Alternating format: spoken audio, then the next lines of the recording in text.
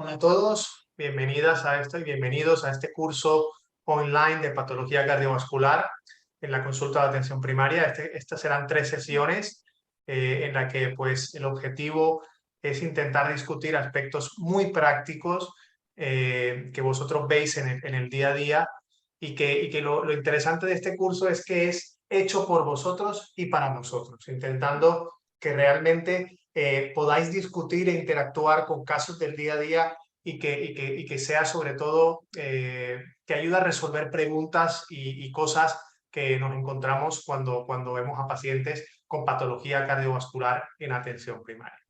En esta primera sesión vamos a contar con 2 expertas. Una de ellas es la doctora Maricruz Seoane, que trabaja en el Centro de Salud de Almoradí en Alicante. Ella es miembro del grupo de trabajo de hipertensión arterial y enfermedad cardiovascular Emergen y va a empezar con el manejo de factores de riesgo, concretamente hipertensión arterial y dislipemia. Sin más, cuando quieras, Maricruz, empezamos. Hola, buenas tardes a todos. Gracias, Rafael. Y voy a compartir la pantalla. No se me va a olvidar.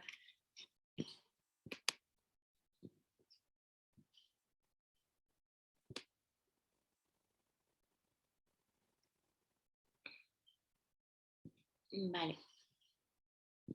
¿Se ve bien? Es que yo como no veo si se ve bien, pues por eso pregunto antes. Vale, pues como ha dicho Rafael, yo me voy a encargar de explicar un poco cómo debe ser la evaluación de los factores de riesgo cardiovascular, centrándome en la hipertensión y la dislipemia. ¿Vale? Esto lo voy a hacer a través de 2 casos clínicos, que creo que son casos clínicos reales, son casos clínicos de mi consulta. En el centro de salud en el que estoy llevo poco tiempo y la verdad es que me encuentro casos a veces como estos que me resultan un poco sorprendentes, ¿no? Aunque por lo que me ha comentado Rafael son cosas bastante frecuentes. Vale, pues creo que lo primero al enfrentar un paciente es, creo que son estos 3 los pasos fundamentales. Primero, evaluar el perfil del paciente. Perdón que te interrumpa, pero no estamos viendo, vemos la primera diapositiva solo. Ay, yo sí que me veo. Tienes que cambiar en modo presentación. Ajá. Sí, he puesto la pantalla grande. Sí, pero mueve el curso, mueve el ratón y verás que tienes en la esquina inferior izquierda, tendrás la posibilidad de cambiar la modalidad de presentación. Te sale como moderador o como compartir. Sí. En la esquina inferior izquierda. Me pone estoy compartiendo la pantalla.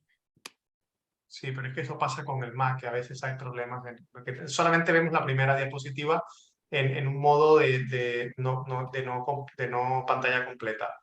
No sé si de soporte nos podéis ayudar aquí. A ver. Voy a volver a cargarlo de todas maneras.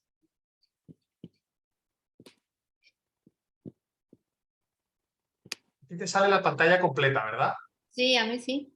Vale, entonces abajo, en la esquina inferior izquierda, verás que cuando mueves el cursor se activa como algo que está sombreado en gris Normalmente pasa eso en el Mac. No. Oli. Ahí abajo. Te da como la opción de activar o el puntero. No.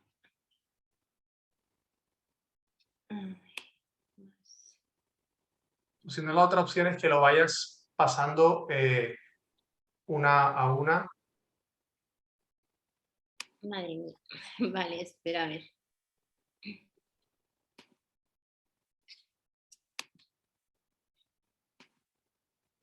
La otra opción es que te ponga yo las diapositivas, ¿eh? También eso puede ser también. ¿Y ahora? No vemos nada. Nada, igual, ¿no? Pues la opción es esa. O lo compartes tú o... Pero te lo comparto yo, sí. No tengo otras opciones, no me da opciones. Vamos, al compartir la pantalla me pasa esto. Pero, ¿lo veis vosotros bien? Ahora sí. Vale, Bueno, ¿se me escucha? bueno. Vale, pues vuelvo a empezar. Los problemas del directo. Ya lo avisé, que conste que ya te lo avisé. Vale, pues como... Vamos a ver, vosotros veis la primera diapositiva, ¿verdad? Donde sale tu nombre. Sí. Perfecto. Pues Sí, vamos sí, allá. ahora se ve bien. Ujú. Vale, Vale, perfecto. Vamos pues, allá.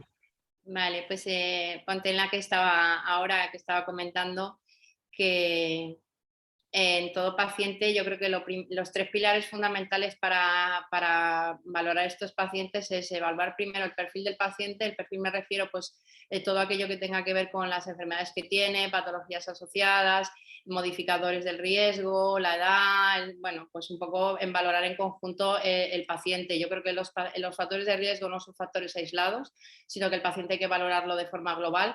Luego, una vez que tenemos ya evaluado al paciente, estratificar el riesgo mediante las tablas y luego, según el riesgo cardiovascular que nos dé el paciente, pues ya decidir o aplicar las guías y poner un tratamiento adecuado al riesgo del paciente, ¿vale?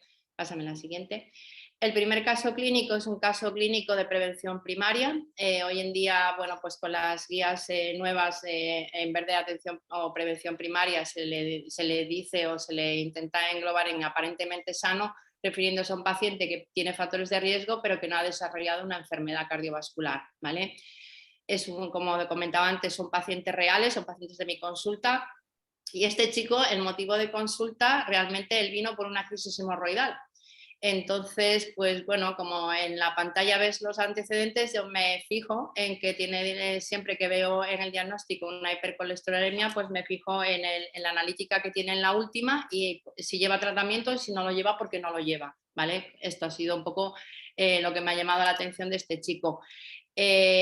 No es fumador, sí que tiene sobrepeso, tiene un índice de masa corporal de 27,2 y le diagnostican de una hipercolesterolemia en 2020 y se le indica que, bueno, pues que haga dieta si quiere que tome el Danacol y no se le indica tampoco claramente cuándo debe hacerse un control analítico, con lo cual el paciente, si nosotros no le damos importancia, pues él tampoco le dio mucha, con lo cual no se hizo ningún control desde 2020 y yo porque me fijé un poco en los antecedentes, si no, pues también hubiera pasado como motivo de consulta a crisis hemorroidal, ¿vale? Siguiente.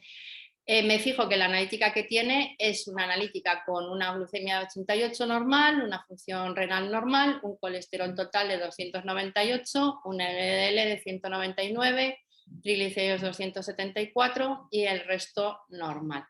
Vale, no sé qué pensáis y luego será motivo de discusión, pero creo que un paciente de 298 de colesterol y un LDL de 199, pues yo creo que es para tener en consideración, pararnos, calcularle el riesgo cardiovascular, ver si tiene otros factores asociados y si tiene que iniciar un tratamiento farmacológico. Yo creo que en este caso no se hizo ninguna de estas cosas y el resultado pues, es que el paciente no ha hecho controles ni se ha prestado atención a estas cifras que para mí son especialmente altas y deberían habernos encendido una luz de alarma, ¿no? Pásame la siguiente. como esos colesteroles, por lo menos yo, colesteroles LDL de esa magnitud, siempre yo creo que la pregunta clave es decirles si en su familia también hay otros familiares que tengan niveles de colesterol especialmente elevados desde jóvenes, si hay algún familiar que haya tenido algún evento cardiovascular de forma precoz, si hay algún fallecimiento por alguna muerte súbita, si han tenido ictus, bueno, patologías que nos orienten para intentar enfocar al paciente si podemos estar ante una hipercolesterolemia familiar. En la exploración física que se le hace al paciente, también detectamos en la consulta unas cifras de tensión arterial elevadas, 152/96, sigue con su sobrepeso, la dieta no la ha hecho, o parece que no la ha hecho, y el resto es normal. Entonces, con este paciente, ¿qué es lo que deberíamos hacer o qué es lo que deberíamos haber hecho en su momento? ¿Vale? Yo le solicito una analítica de control porque dado que la que tiene es de 2020 y ahora pues han pasado 2 años y medio o 3 años y realmente no sabemos cómo está. Y luego pues las determinaciones, como sabéis, en la consulta una determinación única de la tensión arterial que no sale alta no es significativo ni valorable para decir que este paciente es hipertenso. Esto hay que confirmarlo. ¿Manera de confirmarlo? Pues lógicamente la manera más fácil es el AMPA. Si con el AMPA también nos surgiera duda, pues entonces se podría luego proseguir y pedir una mapa. Hay gente que pide las dos cosas, depende de la disponibilidad que tengamos, pero bueno, habría que confirmarlo, que es un poco en lo que quiero incidir. El resultado del AMPA confirma que realmente es un paciente hipertenso, tiene cifras de media por encima de 135/85, que es la cifra para las mediciones AMPA, y luego la analítica es muy similar a la que tiene el 2020, no hay grandes cambios. El colesterol total 284, una LDL de 197 y la lipoproteína de 87. La lipoproteína hay muchos sitios en que no se puede pedir de atención primaria, sino que está reservado para unidades especializadas de lípidos, pero bueno, saber que con hacer una determinación en un paciente de riesgo se debería pedir según las guías de riesgo cardiovascular últimas del 2021, así lo indican, una vez en la vida, ¿vale? Eso ya nos va a marcar si el paciente tiene un riesgo sobreañadido, si la lipoproteína A está elevada es un marcador de riesgo también, ¿vale? Siguiente. Entonces, ¿qué nos dicen las últimas guías de riesgo cardiovascular sobre la prevención y para evaluar el riesgo cardiovascular? Pues que en todos los pacientes, personas aparentemente sanas las dividen en 3 grupos. Personas aparentemente sanas, que es un poco el paciente que hemos comentado hasta ahora. Luego, por otro lado, serían los pacientes que ya tienen una enfermedad cardiovascular establecida. Y luego hay otro grupo que aunque no tienen enfermedad cardiovascular establecida, sí que tienen una enfermedad que les condiciona un riesgo elevado, como es la diabetes mellitus, la enfermedad renal crónica o la hipercolesterolemia familiar.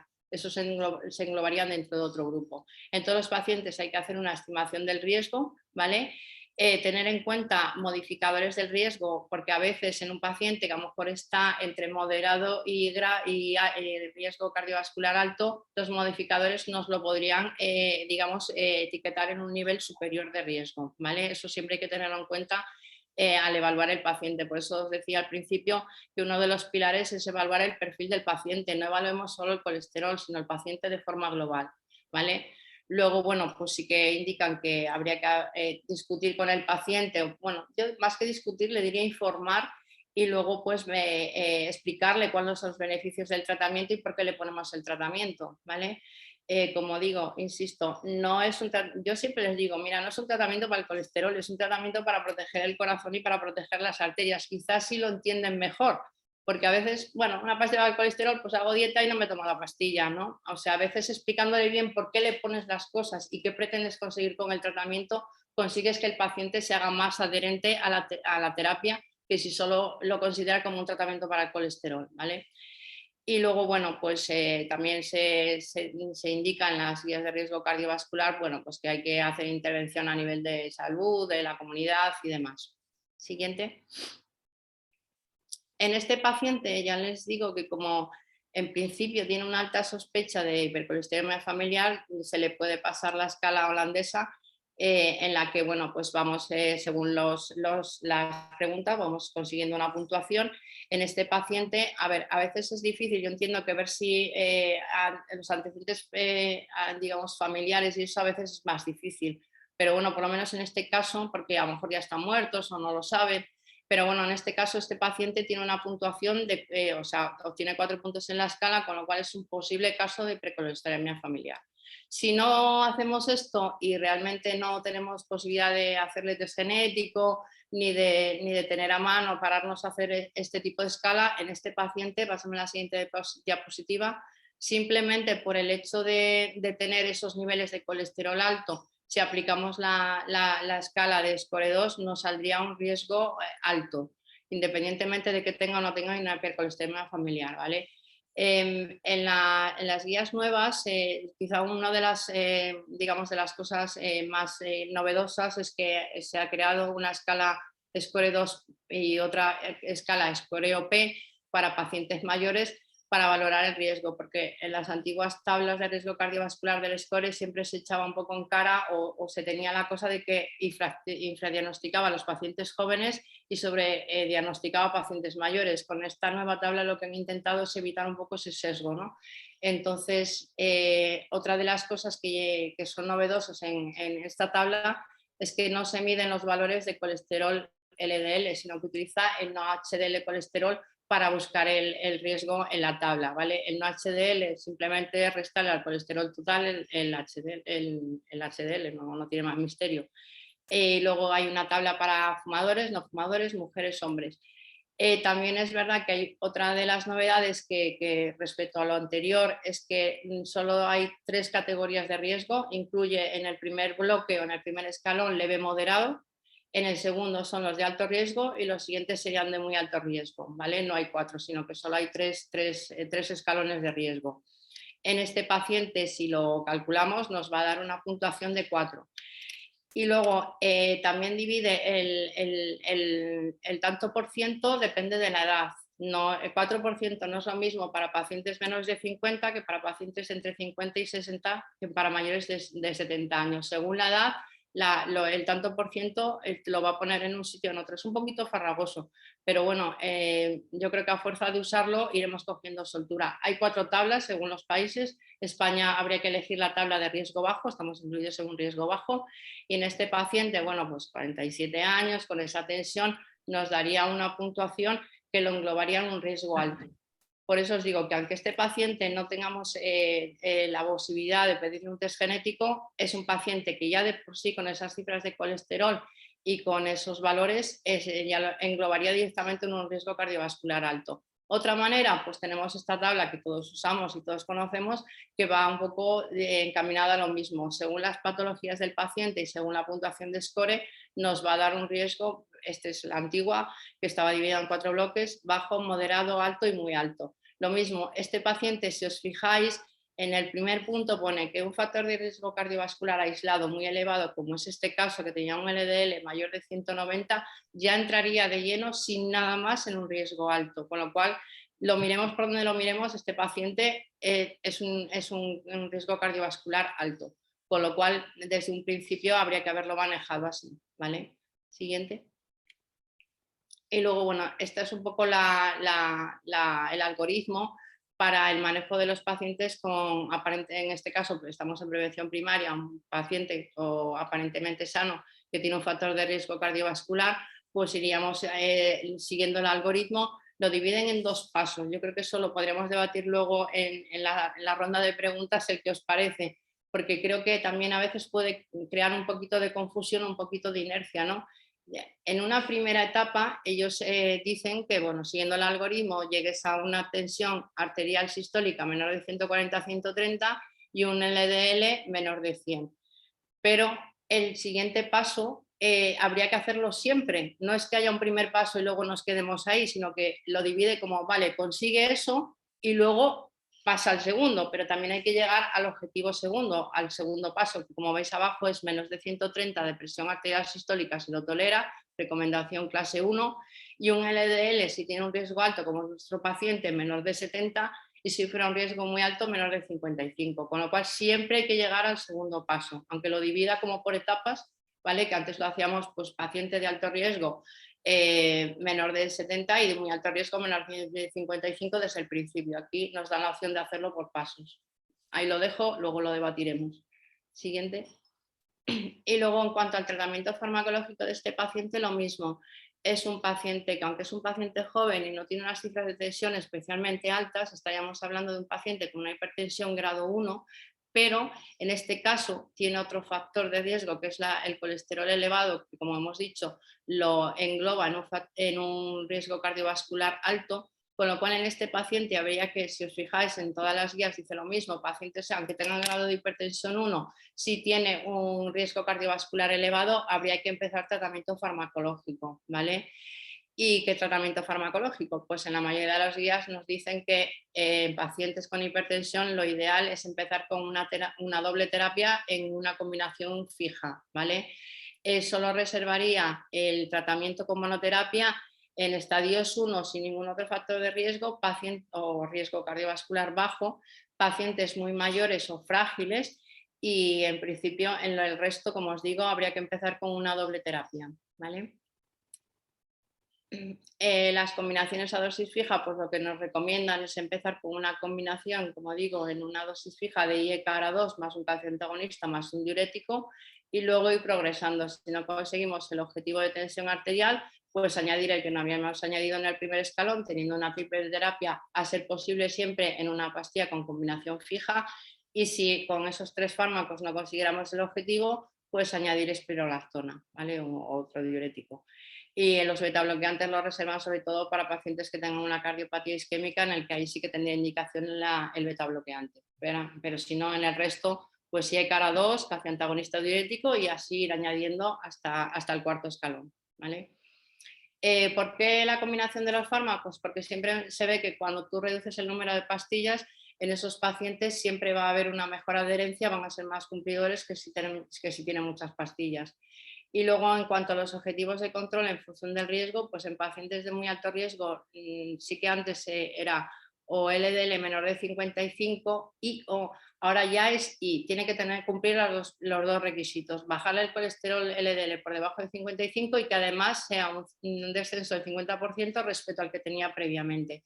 En el riesgo alto, menor de 70 y un descenso del 50%, en el moderado menos de 100 y en el bajo menos de 116. Y luego hay otras cosas que, bueno, que también hoy en día habría que tener un poquito en cuenta en los pacientes, aunque realmente en la práctica habitual no se utilizan, en el colesterol no HDL, que este colesterol es añadiendo 30 a lo que debería tener. Me explico. En pacientes que tienen menor de 70, pues sería menos de 100. En los de menos de 55 sería menos de 85. Simplemente es añadir 30 al valor de LDL recomendado. Luego, pues los triglicéridos siempre menor de 150, ¿vale? Pásame. Y lo que se recomienda hoy en día es utilizar estatinas de alta intensidad hasta las dosis máximas toleradas para alcanzar el objetivo, y si no se logra con la estatina alta potencia a dosis máxima tolerada, pues añadir ezetimibe. Grados de recomendación 1A y 1B. Entonces, el resumen del caso. Este es un paciente con sobrepeso, hipertensión grado 1, hipercolesterolemia con sospecha de hipercolesterolemia familiar, antecedentes familiares de enfermedad cardiovascular precoz y tiene un riesgo cardiovascular elevado, con lo cual en este paciente desde el inicio habría que haber empezado un tratamiento farmacológico. En este caso, pues se le puso un tratamiento para la hipertensión con una combinación de IECA-ARA2. Y luego, pues bueno, realmente para bajar de un colesterol LDL de 199 que tenía nuestro paciente y conseguir dejarlo menos de 70, lógicamente habría que utilizar una estatina de alta potencia asociada a ezetimibe, porque si no, no vamos a conseguir reducir el colesterol al nivel objetivo, ¿vale? Y el segundo caso que vamos a enfocar es un paciente ya en prevención secundaria. Prevención secundaria, este paciente ya ha tenido un evento cardiovascular. Se trata de un paciente varón de 68 años, es fumador desde 1990, no bebedor, tiene unos antecedentes familiares de un padre ya también con cardiopatía isquémica. Sus antecedentes personales: es un paciente con hipertensión, cardiopatía isquémica, un síndrome coronario agudo sin elevación de ST, tiene dislipemia, una enfermedad inflamatoria intestinal, hipertrofia de próstata y un síndrome depresivo. Su tratamiento es en Concor 2,5, Adiro 100, Valsartan 160 y Grotona, aquí me llamó la atención, pero bueno, hay gustos para todos. Claversal por la enfermedad inflamatoria intestinal, atorvastatina de 10 y lesatina de 1,5.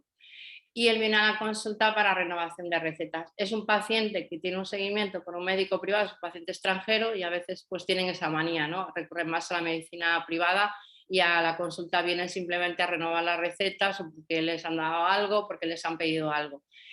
Y a mí así, a voz de pronto, cuando yo, es que como suelo fijarme en todo, en este paciente sí que me llama la atención cardiopatía isquémica, atorvastatina de 10. No me cuadró. Digo, qué raro, porque pacientes con cardiopatía isquémica, prevención secundaria, la cifra de colesterol LDL debe estar por debajo de 55 y a ver, 55 de LDL con una atorvastatina de 10 me parecía que no iba a ser posible, porque lógicamente estos pacientes suelen llevar estatinas de alta potencia, dosis altas con ezetimiba. Entonces me paro a revisar la analítica y veo pues esta analítica, que tiene un colesterol total de 228 y un LDL de 156, ¿vale? Siguiente. Entonces, en este paciente, claro está que se ha derivado o el seguimiento de los factores de riesgo cardiovascular en un paciente con una cardiopatía isquémica crónica estable que aparentemente no tiene otros eventos y que desde cardiología le han dado el alta, es primordial que en atención primaria el seguimiento de estos pacientes sea estricto. Si realmente es un paciente de alto riesgo que tiene que tener un colesterol por debajo de 55, mantenerlo con un colesterol por encima de 100 no tiene sentido, porque lo que estamos propiciando es que este paciente vuelva a tener un evento. Si le pregunté, de hecho, digo, pero porque sí que revisando la historia, este paciente estaba con una atorvastatina de inicio de 80, pero luego cuando le pregunté, pero ¿por qué lleva atorvastatina de 10? ¿Por qué le pusieron esta dosis si antes tomaba una dosis más alta? Y me dijo que bueno, que como estaba bien, pues que se lo habían bajado. Eso es bastante frecuente a día de hoy. Hombre, antes todavía no lo puedo entender, pero a día de hoy que sigan ocurriendo estas cosas es para hacerlo mirar. ¿Vale? Esta gráfica a mí me gusta mucho porque indica que, bueno, según tú vas ascendiendo en el escalafón del riesgo cardiovascular, pues lógicamente los niveles de colesterol tienen que ir bajando. Es una gráfica muy significativa. En este caso, pues en ser prevención secundaria, todos los pacientes en prevención secundaria son de alto, muy alto riesgo o extremo riesgo. Te quiero decir que estos pacientes ya no hace falta hacerles core ni hace falta hacerles grandes cosas. Ya sabemos que estos pacientes tienen un riesgo cardiovascular muy alto o incluso extremo. En este caso, el nivel de colesterol LDL para este paciente debería estar mínimo por debajo de 55. ¿Vale? Y lo mismo, en las nuevas guías lo que nos indican es una prevención o un alcance de objetivos en pacientes con enfermedad cardiovascular establecida en 2 pasos. En este caso, bueno, pues dejar el hábito tabáquico, modificaciones del estilo de vida, una tensión por debajo de 140, cuanto más próximo a 130 mejor, la terapia antitrombótica, en este caso sí que llevaba Adiro, menos mal que no se lo quitaron, y luego un colesterol LDL pues con una reducción de más del 50%, menor de 70, esto en un primer paso. Una vez que hemos conseguido estas cifras, habría que progresar en el siguiente paso, STIP 2, a conseguir un colesterol LDL menor de 55, como teníamos establecido hasta ahora, una presión sistólica menor de 130 y luego, bueno, pues ya añadir otras cosas que no tienen una indicación realmente 1 o 1A. Pero por lo menos los pasos hay que cumplirlos. Entonces, en este paciente, con las cifras que tiene en la consulta, en la analítica reciente que tiene, que nos aporta, tiene un colesterol total de 228, un HDL de 192, un LDL de 156 y unos triglicéridos de 174. El colesterol residual es una cosa que también he puesto aquí para que os suene, aunque hoy en día no se utiliza mucho, pero el colesterol residual se calcula restando al colesterol total, el HDL y el LDL. En teoría tiene que ser menor de 30, ¿vale? Aunque no hay ninguna guía ni ninguna, digamos, objetivo claro todavía. Pero bueno, son cosas que con el tiempo creo que se van implantando porque sí que es verdad que se ha visto en estudios que hay pacientes que incluso teniendo niveles de colesterol LDL en el rango objetivo siguen teniendo eventos y esto lo justifican un poco por el riesgo cardiovascular residual, ¿vale? Entonces, cosas que nos vayan sonando. Entonces, en este caso, los objetivos pues, del colesterol total serían menos de 200, en no HDL menor de 85, LDL 55, triglicéridos menor de 150 y, como he dicho, colesterol residual menos de 30. Entonces, en este caso, realmente nuestro paciente no está en objetivo, ¿vale? Dale a las... O sea, no tenemos eso, ninguna de esas está en objetivo, solo el pobre HDL que nos da igual, ¿vale? Siguiente diapositiva.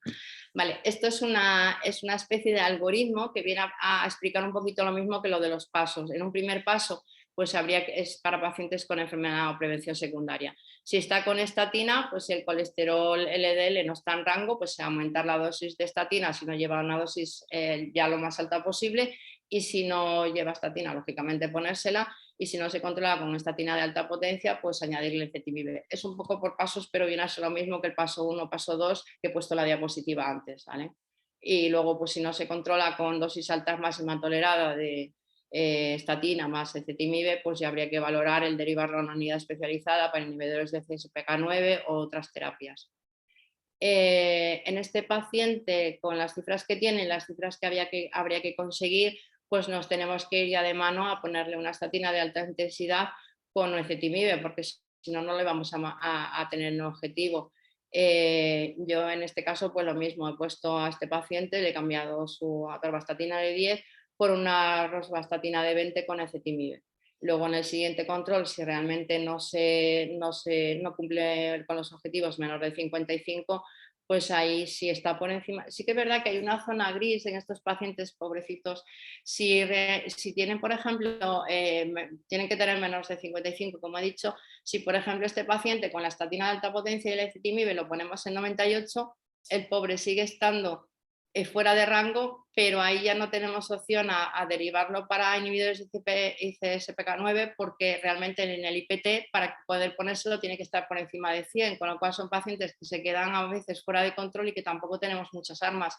Quizá con el ácido bentoico, que llegará este año posiblemente financiado, aunque ahora está sin financiación, sería una alternativa en los pacientes que no se les puede poner este fármaco porque no nos lo aprobarían, pero sí para añadir a estatina de alta potencia más ezetimibe. Pero lo importante en estos pacientes, lógicamente, es llevarlos a la cifra objetivo, que creo que es el principal fallo que tenemos en atención primaria y en especializada también. Porque a colación de esto, que lo comentaba antes en la reunión previa a la charla, hoy ha venido otro paciente a la consulta, qué casualidad, que es un paciente en prevención secundaria. Ese paciente ya es de muy alto riesgo, lleva un stent por una cardiopatía isquémica y lleva un bypass por una arteriopatía periférica. Ya es un paciente que lo que denominaríamos como riesgo extremo. Es obeso, es hipertenso, tiene dislipemia, y me ha pasado lo mismo. Me miro en el tratamiento y veo simvastatina 40. Y digo, pero vamos a ver, pero esto cómo es. Y también lo mismo, unas cifras de colesterol altísimas, de LDL de 98, cuando en este paciente, al ser un riesgo extremo, tendría que incluso estar por debajo de 45. Entonces, ojo con estos pacientes, que muchas veces no les prestamos la suficiente atención y vuelven a tener eventos. Entonces, yo creo que los puntos claves del control de los factores de riesgo en atención primaria es la evaluación sistemática y periódica del riesgo cardiovascular de los pacientes, aprovechar cualquier consulta, aunque no sea el motivo de consulta, hacer una analítica o revisar los factores para ver si realmente es un paciente que no está con tratamiento y debería de estarlo. Evitar la inercia terapéutica, porque en estos dos casos que he presentado se ha visto claramente que hay una inercia terapéutica por parte del médico que le ha visto, y en principio, bueno, pues también un poco hincapié en hacer lo que comentaba al principio. El paciente, si no entiende por qué le pones el tratamiento, es poco probable que se adhiera al tratamiento y sea un buen cumplidor. Y luego, bueno, fundamentalmente promover los cambios en el estilo de vida y el cese del hábito tabáquico. Y por mi parte, yo creo que esto es todo lo que quería contar. Muy bien, muchas gracias, Maricruz. La verdad que ha sido una presentación fantástica. Si queréis, dejamos las preguntas al final. Ahora pasamos a la siguiente ponencia, y así como están ambas interrelacionadas, será más fácil luego hilarlas todas. Isa, dejo yo de compartir pantalla. Vale, para que ponéis tu propia presentación. Perfecto. Pues voy a ello. A ver, ¿dónde estamos? A ver, disculpad. Ahí. ¿Por qué no puedo compartir pantalla? Me ha pasado lo mismo. Ahora. ¿Ahora? No, voy. Ahora sí. Ya A ver, estoy. Sí, ahora ya no. ahora sí, ahora sí. ¿Me veis perfectamente? Te vemos, te vemos. Bueno, antes que nada quería agradecer a la Sociedad Valenciana de Cardiología y a Laboratorios Beringer hacer posible esta reunión y por supuesto a Rafa, que es un placer compartir la tarde y pues con María, que no tenía el gusto de conocerte, pero bueno, espero que coincidamos en otras ocasiones. Yo soy Isabel Gabaldón, yo soy médico de atención primaria del Centro de Salud Salvador Pau, que pertenece al departamento del Hospital Clínico. Esto es mi conflicto de interés. Y bueno, a mí me ha tocado, después de hacer la magnífica revisión que ha hecho María de otros factores de riesgo cardiovascular, como son la hipertensión y como es la hipercolesterolemia, en mi caso me voy a centrar más en el manejo del paciente con diabetes. Todos sabemos que la prevalencia de diabetes, que ya nos vino dicha en el estudio de diabetes aquí en España, es de casi un 14% de nuestros pacientes, de los españoles, el 14% de los españoles padecen una diabetes. Pero lamentablemente la diabetes no suele venir sola, viene acompañada de malas compañías, por decirlo de alguna forma. Un porcentaje elevado de nuestros pacientes con diabetes tiene un sobrepeso, otros tienen obesidad, otros tienen un aumento del perímetro de cintura. Esta mañana he alucinado con una paciente que ha venido a la consulta que el perímetro de cintura tenía prácticamente el mismo perímetro de cintura que la misma talla. Era alucinante, 150 centímetros de cintura. O sea, es que, y aparentemente, cuando venía a la consulta, yo no era consciente de tal barbaridad. O sea, tenemos que medir, tenemos que buscar, porque te encuentras, barbaridades, ¿no? Y bueno, como decía, no solo obesidad, no solo sobrepeso, sino también hipertensión y también dislipemia. ¿Por qué vengo a decir esto? ¿Por qué tratamos los factores de riesgo cardiovascular? Nuestros diabéticos se mueren y se mueren de enfermedad cardiovascular. O sea, pueden fallecer de otras cosas, pero el 75% de nuestros diabéticos se mueren de enfermedad cardiovascular. 3 de cada 4 pacientes de nuestro cupo se van a morir de un evento cardiovascular. De ahí la importancia y la relevancia de controlar este riesgo cardiovascular. Y fijaros, en cuánto es importante la presencia o no de otra serie de factores de riesgo asociados a la diabetes. Pues es importante porque está demostrado y se ha estudiado que cuanto más factores de riesgo cardiovascular tiene un paciente con diabetes, evidentemente tiene mayor tasa de eventos cardiovasculares. No es lo mismo tener un único factor asociado a tener 2, a tener 3 o a tener 4. Fijaros, aquellos pacientes con hipertensión, dislipemia, obesidad y microalbuminuria, la elevación de tasas de eventos cardiovasculares que presentan. Y he revisado, porque yo quería hacer una pregunta, digo, ¿algún paciente nuestro, de nuestro cupo, algún paciente diabético tiene un riesgo bajo, tiene un riesgo cardiovascular bajo? Ninguno de nuestros pacientes con diabetes tiene un riesgo cardiovascular bajo. Fijaros, en este estudio se quiso valorar y calcular ese riesgo cardiovascular de nuestros diabéticos. Un 53,4%, o sea, más de la mitad de nuestros pacientes diabéticos tienen un riesgo muy alto. Un 39% un riesgo alto y un porcentaje muchísimo más bajito, un riesgo moderado. Quiero decir, la mayoría de nuestros pacientes con diabetes está ahí en un riesgo alto, un riesgo muy alto. Únicamente un 7% tiene un riesgo moderado. Por lo tanto, si piensas mal, acertarás. Si tú catalogas a un paciente diabético de riesgo alto o riesgo muy alto, si tienes dudas, pues lo más probable es que aciertes. Y fijaros, me llama mucho la atención que dentro de los pacientes con diabetes y riesgo cardiovascular muy alto, el 26% de estos pacientes han tenido un evento. Pero es que más de la mitad de estos pacientes todavía no han tenido un evento cardiovascular y aún sin tener un evento cardiovascular son pacientes de muy alto riesgo. Por lo tanto, tenemos que actuar. El paciente diabético, tiempo atrás, se quiso equiparar con el paciente coronario. No es así, tienen que pasar 8 o 10 años de evolución de esa diabetes, pero estamos hablando de pacientes de muchísimo, muchísimo riesgo. Tenemos que pensar en diabetes y tenemos que pensar en riesgo cardiovascular alto o muy alto, porque verdaderamente pacientes de riesgo cardiovascular moderado en los diabéticos son muy poquitos. Y me quería poner esta diapositiva porque yo creo que pues todos cada vez más estamos más vigilados y controlados con el tema del gasto farmacéutico. Y yo no sé, María, en vuestros centros, pero nosotros pues cada X tenemos reunión de equipo, de indicadores de gastos, indicadores de gasto en diabetes, gasto en tal. Pues bueno, el gasto en diabetes, la mayoría del gasto en la diabetes se lo llevan las complicaciones, los eventos cardiovasculares, cuánto vale un programa de diálisis. O sea, realmente el coste de la diabetes no se lo lleva lo que cuestan los fármacos para la diabetes. Quiero decir con esto que si que podemos evitar un evento cardiovascular, da igual cuánto cuesta un evento cardiovascular. Por lo tanto, lo que tenemos que tratar es pronto y tratar bien a nuestros pacientes con diabetes. Y esta teoría pues realmente ha cambiado últimamente, ¿no?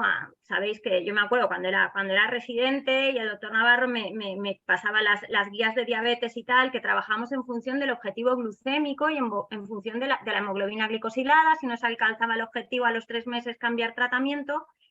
A día de hoy, y con las nuevas evidencias, que yo creo que fue un hito, la aparición del estudio en PARREG, ha cambiado el abordaje de la diabetes.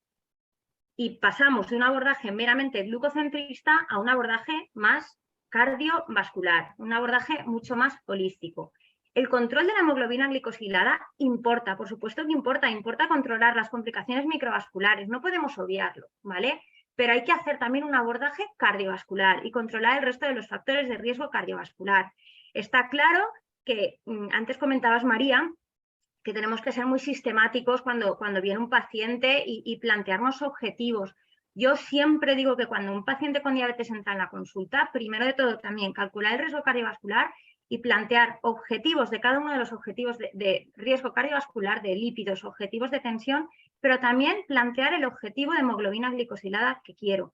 No, a lo mejor no voy a buscar un 6,5 en un paciente frágil y soy más laxa. Igual sí que busco ese 6,5, ese 7 en un paciente con diabetes que tiene muchos años de vida por delante y le exijo un control metabólico mucho más intensivo en un inicio, ¿vale? Entonces sí que establecer el objetivo de control yo creo que es básico para ir todos a una. Nosotros trabajamos en atención primaria mano a mano con enfermería y creo que es básico que incluso los compañeros de enfermería sepan qué objetivo estamos buscando para todos estar remando en el mismo sentido, ¿vale? No voy a hablar de guías de diabetes porque creo que guías hay 100.000. La guía de la ADA es la Biblia para nosotros, pero vamos, la mayoría de todas las guías ha visto este cambio en el abordaje de la diabetes y también nos indican que lo primero que tenemos que plantearnos en un paciente con diabetes es si tiene riesgo cardiovascular alto, si tiene una enfermedad renal, si tiene una insuficiencia cardíaca. ¿Por qué? Porque si lo tiene, más allá del control glucémico, más allá de la hemoglobina glicosilada que queramos obtener, este paciente tiene que llevar un tratamiento que haya demostrado ese beneficio cardiovascular, como son los análogos de GLP-1 y los ISGLT2, como ahora veremos. Por lo tanto, fijaros, y os vuelvo a la diapositiva anterior, si estamos hablando que más de la mitad de nuestros pacientes con diabetes son de riesgo cardiovascular alto, pues la mitad de nuestros pacientes con diabetes deberían de llevar un análogo de GLP-1 o un ISGLT2, ¿no? Si somos justos y seguimos la evidencia. Pues nada más así. O sea, te pones a revisar tratamientos y lo que más llama la atención es esto. Fijaros, pacientes con diabetes que lleven un ISGLT2, 0,6%, un análogo de GLP-1, un 1,4%. Pero si es que te vas a aquellos pacientes con enfermedad renal crónica, aquellos pacientes que tienen mayor riesgo cardiovascular y estos porcentajes no suben. A ver, sí que es verdad que estas tablas son del 2019. Quiero pensar que en unos años esto lo vamos a mejorar y lo vamos a optimizar, porque tenemos más que evidencia suficiente como para optimizar el tratamiento de los pacientes con diabetes con fármacos que han demostrado controlar la glucemia y controlar ese riesgo cardiovascular. Por lo tanto, estamos ante pacientes, la mayoría de un alto riesgo cardiovascular, que la evidencia científica nos indica que no debemos de tardar en plantear un tratamiento, iniciar un tratamiento con un análogo GLP-1 o un ISGLT2 para controlar esa hemoglobina glicosilada y para controlar ese beneficio cardiovascular. ¿Por qué? Porque tenemos la oportunidad de prevenir eventos cardiovasculares, incluso prevenir mortalidad, como ha demostrado algún estudio con empagliflozina, ¿vale? Y sinceramente pienso que estamos haciendo un uso insuficiente y me pregunto, ¿y tal vez tardío? Tenemos que tratar mejor, pero estamos tratando demasiado tarde a nuestros pacientes con diabetes. Yo creo que sí, y ya no solo en lípidos, como ha hablado María, que lo hacemos tal vez por la inercia, llegamos tarde, siempre estamos llegando tarde. Tenemos que asentar las bases, yo creo que cada vez más estableciendo protocolos, estableciendo rutas asistenciales y trabajando todos de la misma manera, podemos evitar que esto pase. Tenemos que tratar pronto y tenemos que tratar de una forma precoz e intensiva al inicio. Y me vuelvo al pasado, vamos a retroceder el pasado y quiero hablar del UCA-PDS, que ya lleva unos años de su publicación. ¿Qué nos dijo el UCA-PDS? Nos dijo el UCA-PDS que aquellos pacientes que debutaban en diabetes y que éramos muy intensivos al inicio del debut de la diabetes, este tipo de pacientes a largo plazo se producía pues, un legado glucémico que se dice, y eran pacientes que mantenían esas hemoglobinas glicosiladas durante mucho más tiempo, tenían menos eventos cardiovasculares. ¿Vale? Es muy importante el primer médico que diagnostica una diabetes. El médico que diagnostica una diabetes, si es un médico que tiene una actitud proactiva, que es un médico que actúa de una manera intensiva y una manera precoz, va a beneficiar a ese paciente. Ese paciente tiene la mayor suerte del mundo de tener un buen médico, siendo intensivos al inicio. Y me viene a la cabeza también el estudio Verify, que todos recordaréis, que fijaros, en el estudio Verify se hacían dos ramas. Unos pacientes eran tratados con metformina al inicio del debut glucémico y otros eran tratados con metformina y un inhibidor de IDPB4. Pues se vio que aquellos pacientes tratados con doble terapia de inicio mantenían la estabilidad de la hemoglobina glicosilada durante muchísimo más tiempo. Y fijaros que estoy hablando de un IDPB4, o sea, que no ha demostrado ni la décima parte que lo que han demostrado los ISGLT2, ¿vale? Por lo tanto, quiero decir con esto que es importante que diagnostiquemos, que tratemos pronto, precoz, de una manera holística. ¿Por qué? Porque tenemos que evitar eventos cardiovasculares y tenemos que evitar toda esa cascada de patologías que vienen asociadas a la diabetes. ¿Cuáles son las dos patologías o las dos entidades más frecuentes en los pacientes con diabetes? Pues la enfermedad renal crónica y la insuficiencia cardíaca. Caramba, tenemos a día de hoy unos fármacos que han demostrado beneficios a nivel de insuficiencia cardíaca y beneficios a nivel de enfermedad renal. Tenemos fármacos que han demostrado evitar ingresos por insuficiencia cardíaca y han demostrado que nos rejuvenecen el riñón. Siempre que hablo de esto me acuerdo del doctor Gorriz, que hablando y diciéndonos que los ISGLT2 tienen un efecto Benjamin Button, y es así, o sea, son fármacos que consiguen frenar el deterioro de la función renal, incluso consiguen revertir ese daño renal. Por lo tanto, gracias a todo esto, pues las guías, os decía antes la ADA, pero este es el consenso de los cardiólogos y los endocrinólogos en cuanto al manejo de insuficiencia cardíaca, enfermedad renal y enfermedad arteriosclerótica. Fijaros la importancia y la relevancia que van adquiriendo fármacos como los análogos del GLP-1 y los ISGLT2, ¿vale? Que los comparan con fármacos que han demostrado un beneficio cardiovascular importante, como puede ser un IEGA, como puede ser una aspirina, como puede ser una estatina.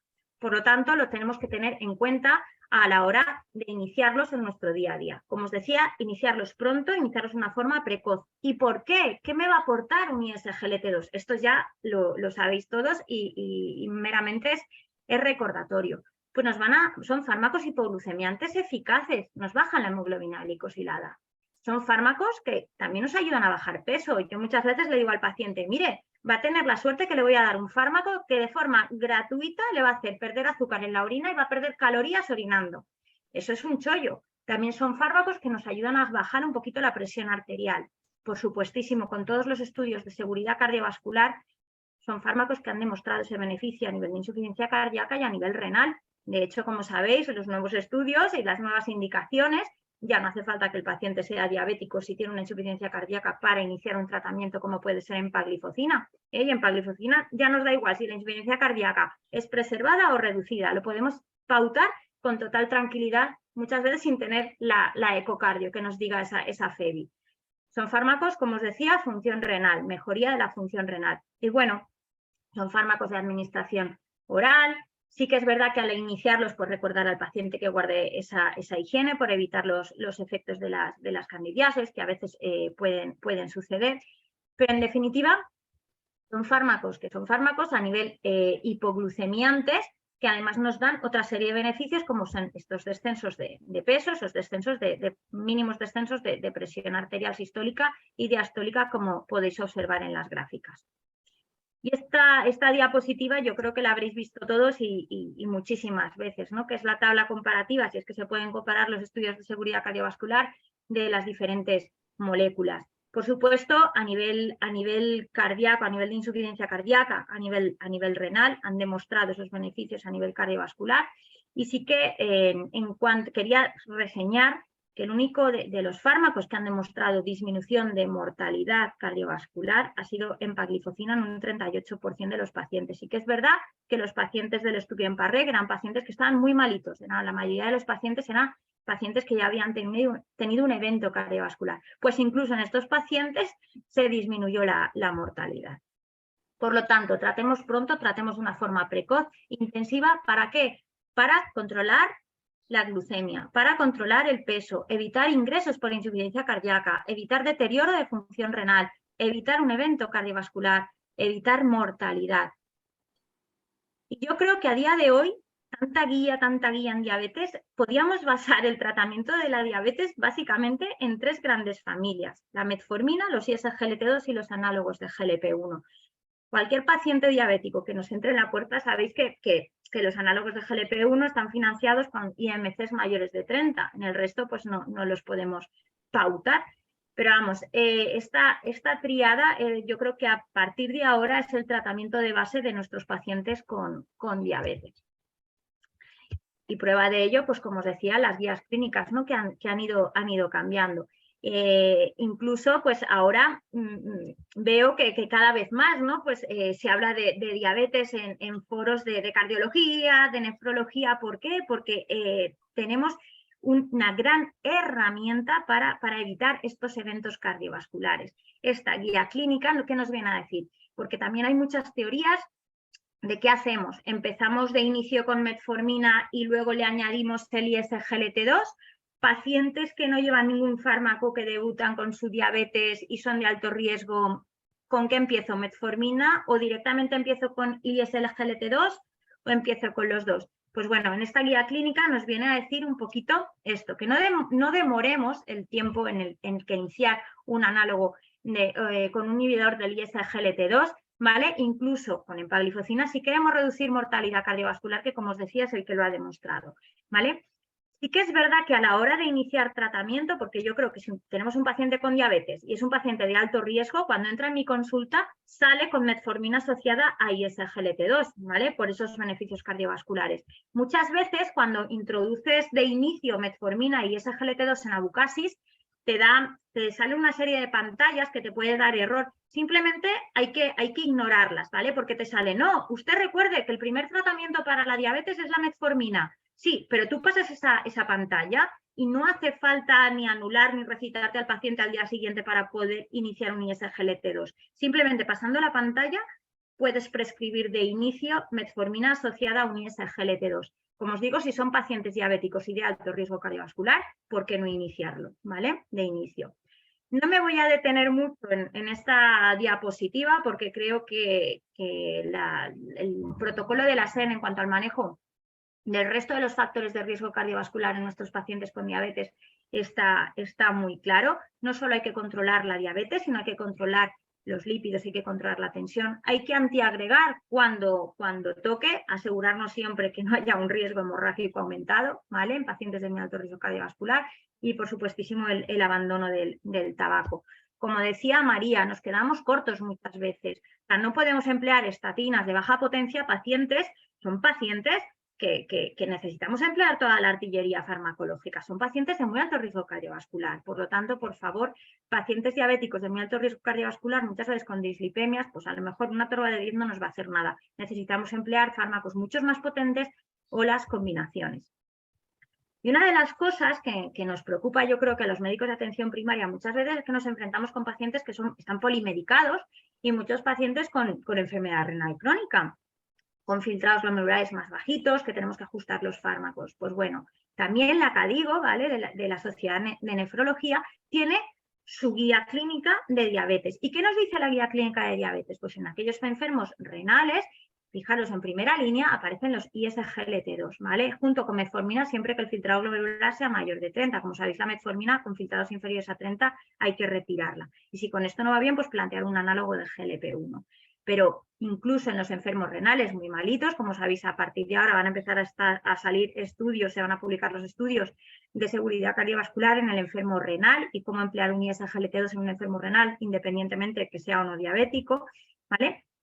Y otra de las guías, que esta es la última, la más recientes en cuanto al tratamiento del paciente con diabetes, es la que ha elaborado la SEMI, que básicamente pues, nos viene a decir más o menos lo mismo que la ADA. La he puesto por unas pinceladas de, como os decía, de la enfermedad renal crónica. Las bases del tratamiento, como siempre, pues diagnosticar, controlar los factores de riesgo cardiovascular, modificaciones en el estilo de vida, y en cuanto al tratamiento farmacológico, pues se deben de priorizar los análogos de GLP-1 y los ISGLT2 independientemente del objetivo de hemoglobina glicosilada y el uso de metformina, ¿vale? Fijaros, aquí reseña y bien en fosforito, independientemente de glicada, independientemente del uso de metformina, ¿vale? En pacientes de alto o muy alto riesgo cardiovascular, un análogo de GLP-1, un ISGLT2, en pacientes con insuficiencia cardíaca, un ISGLT2 y sin asociar un GLP-1, y luego en pacientes con enfermedad renal crónica cobran mucha importancia los inhibidores, los ISGLT2, ¿vale? Empagliflozina, dapagliflozina y dapagliflozina. Sí que es verdad que aquí en este recuadro me gusta porque nos especifica perfectamente cuándo o no iniciar un tratamiento en función de ese filtrado glomerular, que como sabéis muchas veces nos limita el empleo de determinados fármacos. Y luego en sobrepeso obesidad, pues nos habla de los análogos de GLP-1 como primera opción y la tirzepatida, que bueno, es una gran promesa que estamos esperando que llegue al mercado, porque la verdad es que los estudios y los beneficios cardiovasculares de esta nueva molécula, este nuevo fármaco son bastante consistentes e importantes. Y como os decía, pues bueno, ¿cómo ajustar los fármacos en diabetes en función de ese filtrado glomerular? Metformina, por supuesto, contraindicada en filtrados menores a 30. La insulina la podemos emplear en todas las fases de ese filtrado glomerular. Sí que es verdad que recordar en aquellos pacientes que estén ya muy malitos, con un deterioro importante de la función renal, muchas veces las dosis que necesitan de insulina son menores. Si ajustamos al peso, pues a lo mejor no van a requerir 0,3 o 0,5 unidades por kilo de peso y día, sino que van a requerir 0,1, 0,2, ¿vale? Tenemos que ir ajustando en función de ese filtrado glomerular. En cuanto a los ISGLT2, pues los ISGLT2 en principio, fijaros, canagliflozina no se debe de iniciar ante filtrados inferiores a 30, dapagliflozina no debemos iniciarla en filtrados inferiores a 25. Sí que es verdad que, bueno, si el paciente la lleva anteriormente y la tolera bien, pues bueno, se podría mantener incluso hasta diálisis. Y empagliflozina se puede pautar incluso hasta filtrados de 20. Lo mismo, si el filtrado es menor, pero el paciente la tolera, pues hasta diálisis. Sí que reseñar que estos fármacos, como requieren el funcionamiento del riñón para conseguir su efecto hipoglucemiante, a veces si lo damos meramente como fármacos para bajar la glucemia, pues a lo mejor necesitamos asociar otro tipo de molécula al ISGLT2 para hacer control de la glucemia.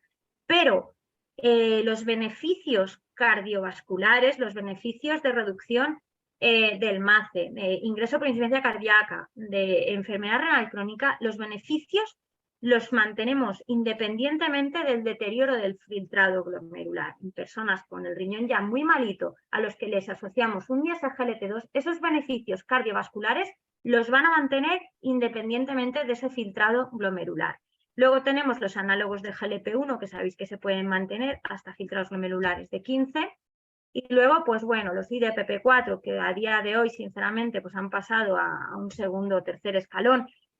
Nos quedan, pues para aquellos pacientes frágiles, ¿vale? Frágiles y no ancianos. Tenemos ancianos que no son frágiles, tenemos ancianos y cada vez más que hay una longevidad importante, que tienen muy buena calidad de vida y que los tenemos y se merecen tratar perfectamente. Yo creo que los IDPP4 han quedado relegados un poquito, pues eso, al paciente más frágil, ¿vale? Las sulfonilureas, algún paciente habrá con sulfonilureas, pero cada vez más espero que sean los mínimos posibles y bueno, igual que el resto de fármacos, ¿vale?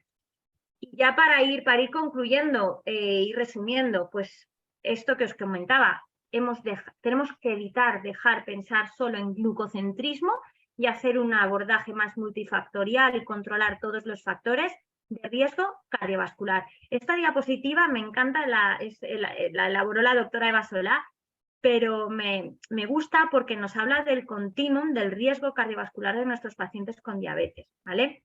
Realmente el paciente de inicio es un paciente que no tiene factores de riesgo asociados, con una diabetes de poca duración, que el corazón pues a lo mejor inicialmente no está todavía dañado, y frente a esto que tenemos un paciente que ya ha tenido un corazón dañado, que tiene ya una enfermedad cardiovascular, pero esto no pasa de un día para otro. Esto me viene a la cabeza Iker Casillas, ¿no? ¿Qué pasa? Iker Casillas, hasta que se infartó, prevención primaria, se infartó y ya prevención secundaria. En la diabetes tenemos que evitar esta dicotomía y pensar que es una enfermedad prolongada, ¿vale? Que los factores de riesgo se van sumando, son sumatorios a lo largo de la evolución de la enfermedad, y que tenemos que pensar en un continuo, de ahí evitar esa dicotomía de prevención primaria y prevención secundaria en el paciente con diabetes y tratar de hablar de riesgo cardiovascular, ¿vale? Recordar, el riesgo cardiovascular alto, muy alto, son la mayoría de nuestros diabéticos, y que la mitad de riesgo muy alto todavía no se nos ha infartado, ¿vale? Y todavía podemos hacer algo por ellos. Por lo tanto, tenemos que hacer un abordaje intensivo con fármacos de beneficio cardiovascular aprobado y de una forma precoz, no tardía. Y estas sí que ya son las últimas, si queréis luego lo hablamos. Un día cualquiera en nuestras consultas, María, de atención primaria, las consultas ahora afortunadamente post-COVID han vuelto a rebosar. Y lo que decías, pues te viene igual el paciente a recoger un parte de baja, o te viene por unas hemorroides y luego va y resulta que es un paciente de muy alto riesgo cardiovascular que si no miras no encuentras. Pues para alumbrarnos tenemos Alumbra en el sistema Abucasis, ¿vale? Podemos hacer búsquedas proactivas con este Big Data, que yo, básicamente a raíz del COVID realmente es cuando más me puse en marcha a utilizar el sistema de Alumbra. Pero creo que es una herramienta, ¿vale?, que nos va a reflejar perfectamente a cómo tenemos los pacientes de nuestro cupo. Como sabéis, Alumbra nos permite hacer una fotografía de todos los pacientes asignados en nuestro cupo. Yo tengo, por ejemplo, 1.500 pacientes. Pues bueno, vamos a ver, ¿cuántos diabéticos? ¿Qué prevalencia tengo de diabetes? Diabetes, y me sale el listado con nombre y apellidos. Diabéticos con hemoglobinas mayores de 7, listado con nombres y apellidos. Pacientes con cardiopatía isquémica LDL mayor a 55, listado con nombre y apellidos. Y es tan sencillo invertir unos minutos de tu tiempo para elaborar unos listados, y luego nosotras lo que solemos hacer junto con mi enfermera Eva es saco los listados, y trabajamos muchísimo con consulta proactiva y con listados. Eva, necesito que cites a todos estos pacientes, solicitemos analítica para optimizar el tratamiento glucocéntrico, el tratamiento de la glucemia, el tratamiento de los lípidos. Y ahora más, como sabéis, pues con las nuevas indicaciones de los ISGLT2 podemos sacarnos listados de pacientes con insuficiencia cardíaca o pacientes con enfermedad renal crónica y asociar fármacos que han demostrado ese beneficio. Por lo tanto, creo que ha pasado a ser una herramienta que a lo mejor inicialmente no la empleábamos, y que a día de hoy, para vencer esa inercia que muchas veces tenemos los profesionales, pues es una herramienta que nos va a servir y muchísimo. Y hay algún estudio publicado en Alicante por el doctor Domingo Orozco del empleo de estas herramientas, y está demostrado que el empleo y hacer búsquedas proactivas de nuestros pacientes crónicos optimiza resultados terapéuticos, optimiza tratamientos y optimiza la evolución de nuestros pacientes. Por lo tanto, es una herramienta que debemos de empezar a utilizar los compañeros de atención primaria, porque tenemos la suerte de disponer de ella. Y ya sí que esta es la última diapositiva. Pues, ¿cuáles son los retos como médico de atención primaria en el paciente con diabetes? Pues básicamente, como os decía, esta atención proactiva, ¿vale? Detectar población de riesgo de diabetes, las complicaciones, las comorbilidades, la insuficiencia cardíaca, la enfermedad renal crónica, hacer un abordaje holístico y no solo glucocéntrico, vencer la inercia, optimizar el tratamiento. Dos cosas claras, de forma precoz y de forma intensiva. Es muy importante, como os decía, el primer médico que diagnostica una diabetes a los pacientes. Creo que nosotros, como médicos de atención primaria y como médicos de familia, debido a la accesibilidad que tenemos, el conocimiento un poco más global del paciente, de la familia, es un escenario óptimo para hacer prevención, seguimiento de las patologías crónicas y valorar esas descompensaciones muchas veces de la insuficiencia cardíaca. Y creo que es básico, lo decía, el abordaje holístico, pero establecer una sistemática, como bien decía María, establecer rutas asistenciales, establecer procesos y protocolos compartidos entre especializada hospitalaria y la atención primaria y medicina de familia para que todos rememos hacia la misma dirección. Y esto era lo que os quería contar. Muchísimas gracias, Isa, bueno, las dos, por esta magnífica presentación de ambas. La verdad que es un punto de partida y aquí puede empezar el debate. Yo voy a empezar, hay una pregunta del público, concretamente esta viene de Paraguay, fijaros. Pregunta, una persona que es tratada con doble terapia antidiabética, que no cumple la dieta y tiene una obesidad grado 3 y tiene una dislipemia mixta. Él nos pregunta concretamente por el uso de las dietas cetogénicas, supongo que se refiere al ayuno intermitente. Nos dice, ¿tú qué opinas sobre este asunto? A ver, en principio, ahora está muy de moda, ¿no? Lo del tema de las dietas cetogénicas. Y bueno, yo tengo la suerte de tener un marido endocrinólogo y realmente no, a largo plazo no se ha demostrado ningún beneficio, ¿vale? De hecho, los pacientes que realizan este tipo de dietas, en cuanto vuelven otra vez a la normalidad, se vuelve a recuperar todo lo que ha pasado. Es muchísimo mejor una dieta mediterránea como la que tenemos, que ha demostrado el estudio Predimed que tenemos aquí en España y en la cuenca mediterránea, más que todo este tipo de dietas, de ayunos intermitentes y de dietas cetogénicas. Creo que se trata más de cambiar hábitos y acercarnos más a una dieta más de tipo mediterráneo, que es la que tiene sobre todo la evidencia a nivel cardiovascular más importante. Sí, absolutamente de acuerdo. Yo pienso que uno de los problemas de estas dietas es la adherencia, ¿no? Que muchas veces el paciente empieza, dura una semana, pero luego aquello se va al traste y vuelve a la misma situación previa, ¿no? Bueno, vamos a empezar, Maricruz, te voy a hacer una pregunta. Vamos a hacer preguntas concretas con respuestas concretas, así podemos debatir. La primera es, ¿qué opinas del control lipídico, concretamente el control lipídico intensivo, tanto en prevención primaria como secundaria, en un perfil de paciente concreto, que es el paciente anciano, ¿no? Estamos llenos de pacientes ancianos en las consultas y realmente aquí podemos pensar, ¿será que es necesario en este paciente ser tan estrictos con el control lipídico? ¿Qué opinas de esto? Hombre, yo creo que lo ha dicho ya un poquito antes en relación a la diabetes. Realmente el paciente no es una edad, igual que comentaba antes que el paciente no es un factor de riesgo, yo creo que el paciente no es una edad y entonces siempre hay que individualizar el tratamiento. Realmente la edad depende de la calidad de vida que tenga el paciente y la expectativa de vida. Realmente el intensificar una estatina o de alta potencia y un ezetimibe en un paciente encamado con una demencia que tiene una esperanza de vida de 1 año, pues a lo mejor no te lo planteas.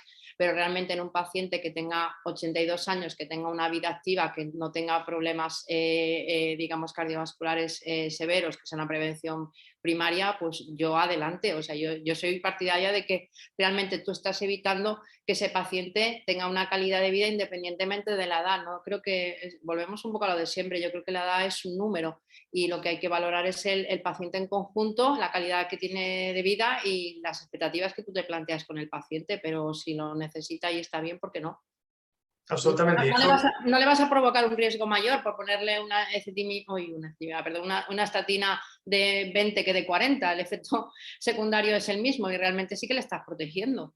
Vamos, yo es que concretamente sobre eso quiero incidir. Yo soy muy en fan de que el tratamiento es individualizado y no es que seas agresivo, es que realmente es el tratamiento que tienes que poner para conseguir un objetivo.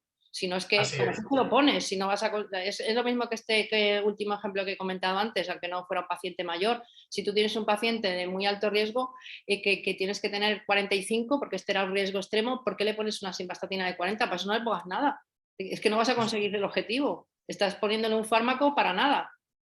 Yo creo que hay que un poco replantearse por qué pones los fármacos y qué esperas conseguir cuando pones ese fármaco.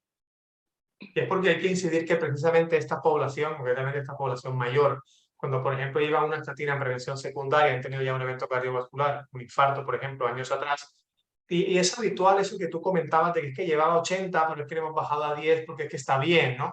Pero es que justamente la paradoja del riesgo que tiene ese enfermo, ¿no? Porque es que ese paciente mayor, cuando tú le bajas la estatina, precisamente es el que más riesgo tiene de tener un evento recurrente cardiovascular. Y aquí es cuando hay que ser especialmente cuidadoso con el control de factores de riesgo. Eso ha quedado claro. Otro aspecto yo creo que es importante, que muchas veces los pacientes consultan sobre esto, es los dolores musculares, Maricruz, ¿no? Esto es habitual en las consultas tanto de cardiología como de atención primaria. Oiga, mire, desde que usted me ha puesto este tratamiento, yo es que no voy a quedar al aire. Me duelen las piernas, me duelen los huesos y estoy fatal. Yo creo que ¿Cómo abordamos esto? Yo creo que cuando pones una estatina al paciente le pasa de todo y todo se debe a la estatina. Tiene muy mala prensa, yo creo que es más el efecto nocebo. De hecho, tú sabes, hay estudios que realmente demuestran que los efectos secundarios de las estatinas son muy poquito frecuentes. Yo creo que ahí entra más en juego la mala prensa de las estatinas, y ya leen el prospecto y ya les pasa de todo. Sí que habrá algún paciente que sí que realmente le provoque un efecto secundario, no digo que no, o que tenga una miopatía o unas mialgias por la estatina, pero realmente yo creo que ahí es valorar la analítica. Realmente, si ese paciente no tiene una frecuencia aumentada, desde luego el dolor articular o el dolor de la muscular no va a ser por la estatina, porque no tiene sentido.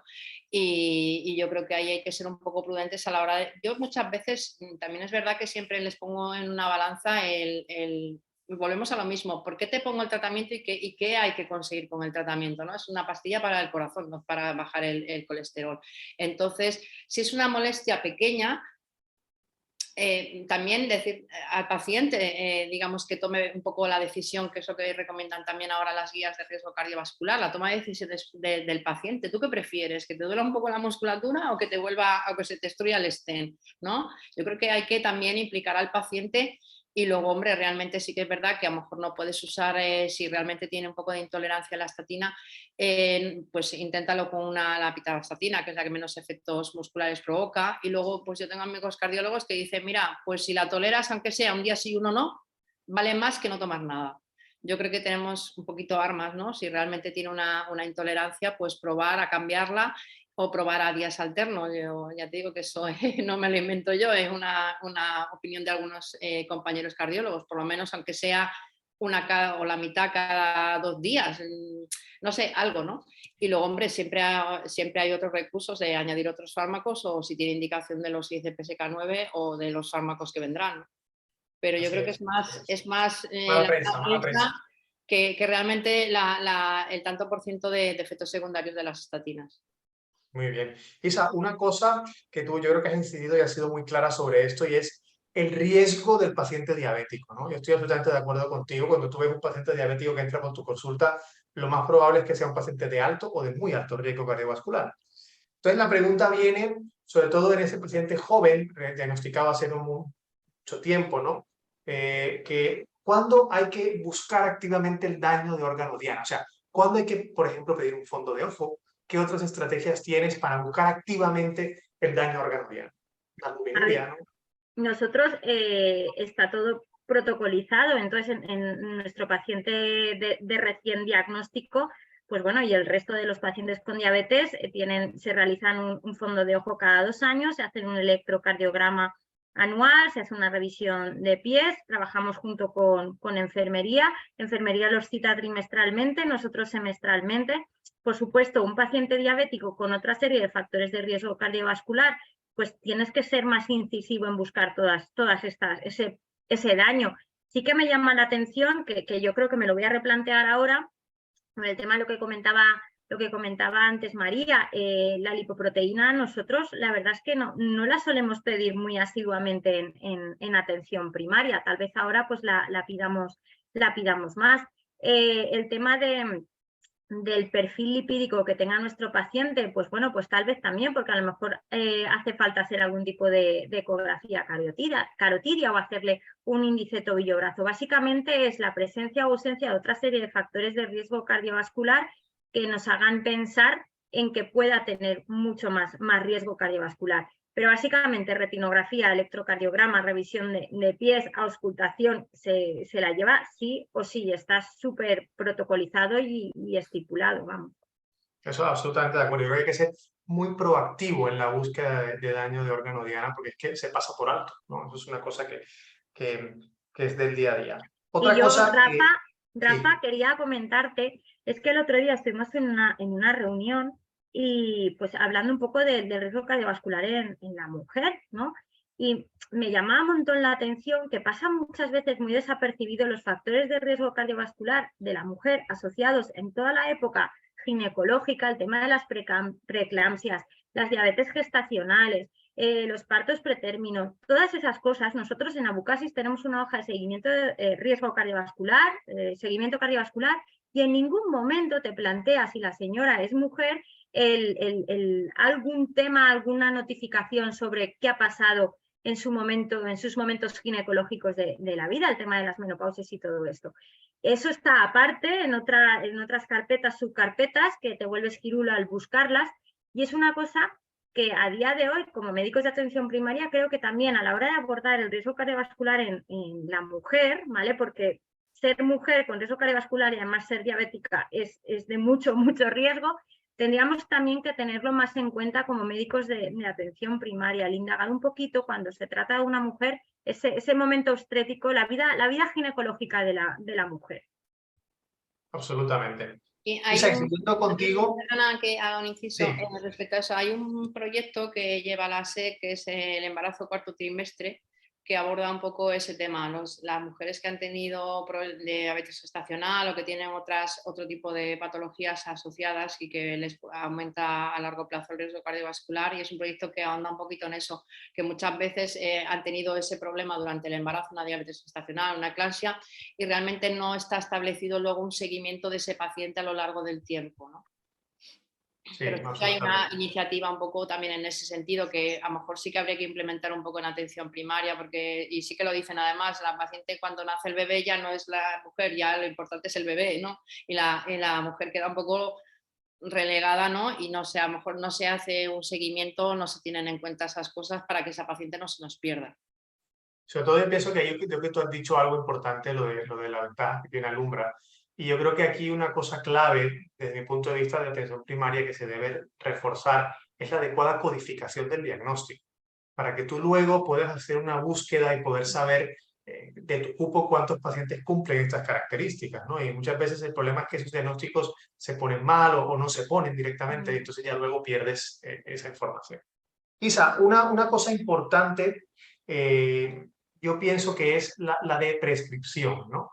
No es infrecuente encontrar a pacientes, por ejemplo, diabéticos, que llevan tratamiento sin ningún tipo de beneficio cardiovascular. A lo mejor te puedes encontrar a lo mejor un paciente diabético que lleva directamente una insulina con una metformina y ya está, ¿no? Y es un paciente a lo mejor que ha tenido un evento cardiovascular o un paciente con insuficiencia cardíaca diagnosticada. Desde un punto de vista práctico, atención primaria, ¿cómo puede actuar sobre este problema? A ver, en principio nos podemos basar podemos utilizar perfectamente Alumbra también para ver el tipo de tratamiento que llevan nuestros pacientes, ¿vale?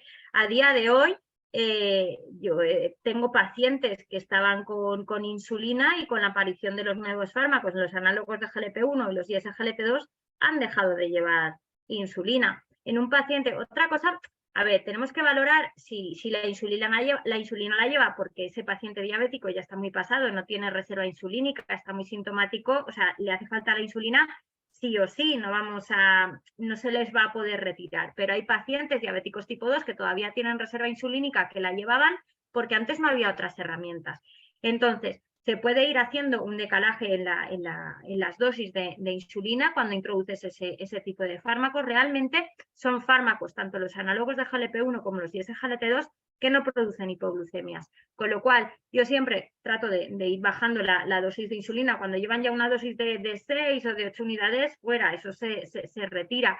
Pero vamos, que sobre todo a la hora de retirar los fármacos, en cuanto a la insulina, pues ver exactamente si es porque realmente no tiene reserva de insulina y la lleva, y si realmente es un paciente que llevaba esa insulina porque no había herramientas, ahí sí que se puede retirar. También hay pacientes que por mucho que queramos, la insulina la necesitan, ¿vale? Y cada vez más pues tenemos más diabéticos tipo LADA, las diabetes estas autoinmunes, que son pacientes que inicialmente pues una tipo 2, pero que en un periodo corto de tiempo se vuelven insulinopénicos, la célula beta no funciona y hace falta esa insulina.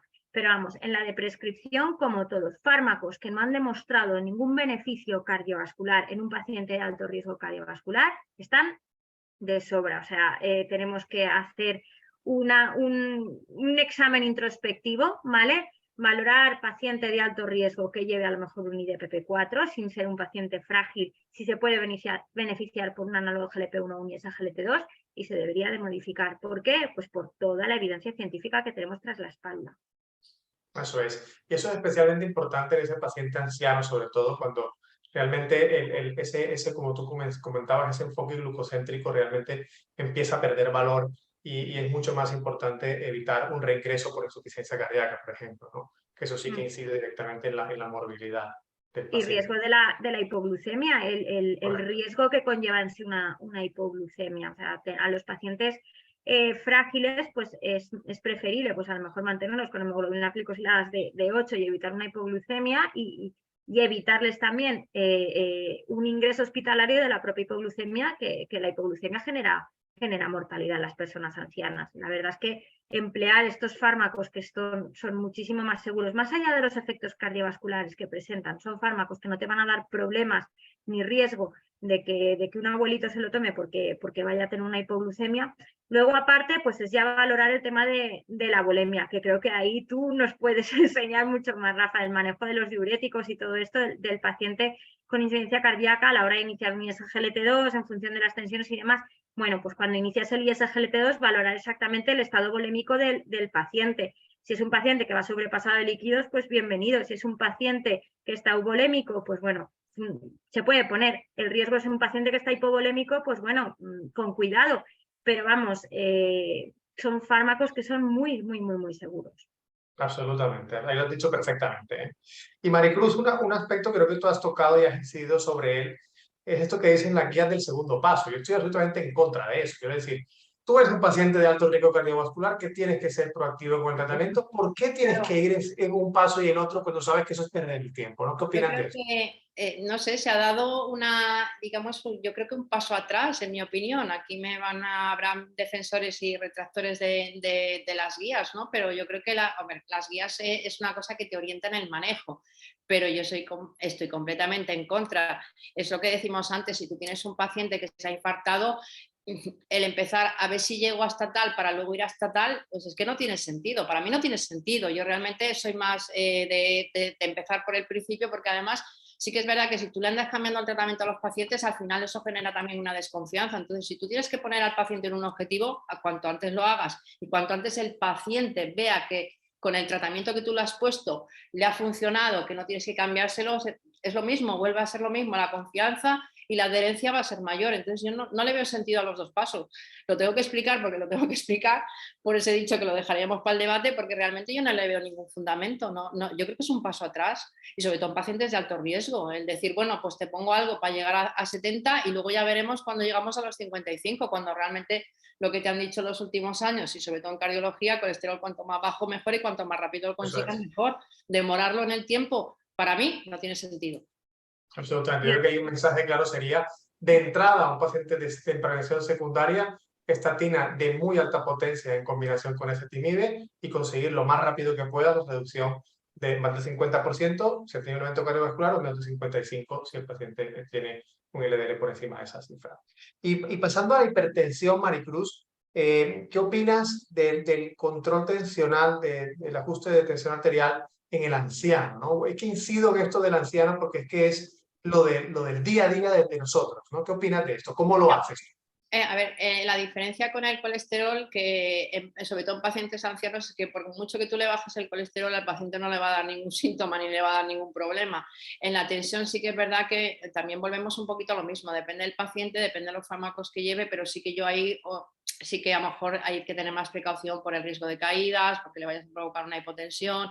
Yo que ahí sí que sería un poco más cuidadosa, iría a lo mejor, ahí sí que vería indicado a lo mejor los dos pasos. Si el paciente, sí que es verdad que las guías te dicen que si lo tolera independientemente de la edad, las cifras objetivos son las que son, 130, 120 o 130, 140, pero en la diastólica menos de 80 para todos. O sea, ahí no hace distinción de edad. Sí que también a veces en atención primaria también tenemos la suerte de que conoces más al paciente, le puedes hacer un seguimiento más estrecho, empezar con dosis bajas y luego ir aumentando según la tolerancia. Pero hombre, yo sí que en los pacientes ancianos o con fragilidad, con polifarmacia, yo sí que iría más despacito. ¿vale? Absolutamente. Yo creo que una cosa que nosotros hacemos... Menos de 80 para todos. Ahí me da igual la edad. Sí. En la unidad de insuficiencia cardíaca, por ejemplo, que nosotros vemos este perfil de pacientes frágiles, ¿no? Muy comórbidos, con problemas muchas veces de hipotensión arterial. Una de las cosas que nosotros hacemos y que nos sirve es pedirle al familiar o al propio enfermo, si tiene capacidad de hacerlo, de hacerse autocontrol de tensión y ajustarse la dosis en función de la tensión arterial. O sea, muchas veces tú prescribes un fármaco y asumes de que va a necesitar esa misma dosis de forma indefinida. Y de repente te llega el verano de Valencia y aquí hay unas hipotensiones y unos deterioros de la función renal tremendos por hipotensión. Entonces es cuestión de empoderar al paciente y explicarle que es necesario que en base a su tensión arterial se haga autoajuste de la dosis del antihipertensivo que está tomando, ¿no? Aquí ser un poquito más laxo. Yo, de hecho, siempre se lo escribo porque ya presupongo que va a ocurrir y eso es lo mejor que podemos hacer, presuponer lo que puede ocurrir si tú te pasas, ¿no? Entonces, yo en todos los pacientes, y por lo que tú comentas de la Comunidad Valenciana y el calor y la humedad del verano, yo siempre les pongo en la hoja las cifras en las que si tiene menos de eso se baje la mitad de la dosis. Porque muchas veces si tú no le pones nada, el paciente lo quita entero. Con lo cual, ahí ya a veces pues, pierdes el efecto protector de los fármacos también. Entonces yo siempre le digo, mira, si tu tensión, bueno, yo siempre les mando AMPA, lógicamente, si no, estamos perdiendo el tiempo en general, ¿no? Pero si siempre les pongo, si tu tensión es menos de 120/70, te bajas la mitad, lo sigues vigilando unos días, si sigue baja, no quites la medicación, vente a la consulta. ¿Vale? Porque es una manera de anticiparte a lo que pueda ocurrir, porque si no el paciente, si tiene la tensión baja y se marea un poquito, te lo va a dejar, pero es que te lo va a dejar y no te lo va a decir, te lo va a decir después de 3 meses. La dejé porque es que me mareaba, ¿vale? Entonces yo, igual que cuando, lo que comentábamos antes, yo en un paciente cuando he listado, pues si tiene diabetes, si tiene hipoglucemia, si tiene una cardiopatía isquémica, siempre reviso su analítica anterior y su medicación a ver si me concuerda. ¿Vale? Y luego a partir de ahí, pues lo mismo, pues en estos pacientes lo mismo, tienes que anticiparte y tienes que revisar medicación constantemente. Hay mucha gente que pone un poco, no es excusa, pero te dice, es que no tenemos tiempo. Digo, bueno, el tiempo es relativo, dedícale tiempo a los pacientes que realmente lo necesitan y no pierdas el tiempo con otras cosas que no vas a aportar nada ni benefician al paciente. El tiempo es muy relativo. Si no tienes tiempo ese día, lo puedes estar al día siguiente. A veces la ventaja que tenemos en atención primaria es esa. Hoy mira, pues es que no me da tiempo a revisar todo esto, hay que mirarlo con calma, te vienes dentro de 2 días y lo revisamos. Yo creo que armas tenemos y lo que no hay que poner es excusas. Es que no tengo tiempo, es que no sé qué, es que no sé cuántas. No, yo creo que eso ya está fuera del sitio. Yo quería decir algo sobre esto, es así. Quería comentar solo 2 cosas. Una, que en principio una de las cosas que me llama la atención muchas veces en la población así más añosa, más longeva, el paciente más geriátrico, muchas veces van hipertratados en hipertensión, nos obsesionamos mucho con el tema de reducir tensiones y es llamativo cuando desprescribes antihipertensivos pues los beneficios que obtienes a nivel de los filtrados glomerulares y el respiro que da el riñón. Muchas veces piensas que hay un deterioro de la función renal y no, lo que pasa es que el paciente está hipertratado con antihipertensivos y lo que necesita es respirar. Y otra cosa que quería comentar es que donde yo mejor aprendí a manejar los diuréticos es cuando me los enseñasteis en la unidad de insuficiencia cardíaca, porque hacéis verdaderas virguerías.